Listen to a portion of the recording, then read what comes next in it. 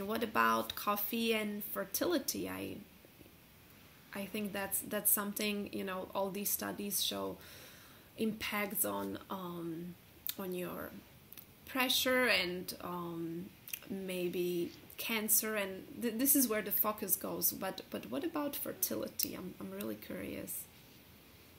Well, for coffee and fertility, we have to look at what coffee does to your hormones in your body. So, your adrenal glands sit on top of your kidneys, and they're the master hormone producers. Every time you drink coffee, it activates like your body's fight or flight response, which is, for example, if you were a caveman and a tiger was running after you, that would be a flight response. And during that response, your body releases adrenaline into your bloodstream. So it says that, oh, there's stress going on in the world. The tiger's running after me. Let me release adrenaline to help my body pump my blood faster and breathe at a more rapid pace, oxygenate my blood. But this response is happening when you drink coffee, surprisingly, because coffee is a very strong stimulant, unless you're drinking like very watered down coffee. But yeah, it's a true stressor to drink coffee on your body. The adrenals release hormones in response to it, and it causes abnormal cortisol levels. So cortisol is the hormone next to adrenaline that kind of will suppress ovulation in women. So when you ovulate, it's your egg is being released into the fallopian tube to make its way down into the uterus to be fertilized. But if your cortisol levels are very high, your body is saying, no, I'm not going to let an egg come into the womb because it's afraid that you're being chased by the tiger.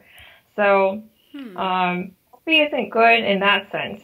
And I will say, like, in our nutrition school, they say everyone's bio-individual. So someone could have like you were talking about constitutions before, you could have the constitution where if you drink a cup of coffee, you don't have that response, or your response isn't detrimental. But I would say if you've been trying to get pregnant for a while and something isn't working, there's many studies of women that have been, it says, the 344 women, they did a study, a longitudinal investigation of fertility in the environment, and it's saying that women that drank 2 cups of coffee a day before becoming pregnant were 74% of a greater risk of having a miscarriage. So this isn't even while they were pregnant, this is before.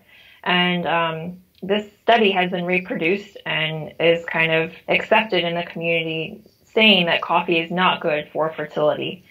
So yeah, it's for an increased risk of miscarriage, and also not only that, but it's also linked to not having your ovulation happen, which is the key point for women. So yeah, it's hard though, because coffee seems to be everyone's favorite beverage.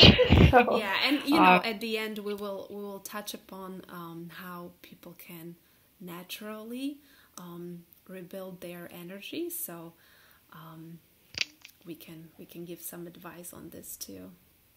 Yeah, I want to hear about it from the spirituality perspective, because it's very, very interesting.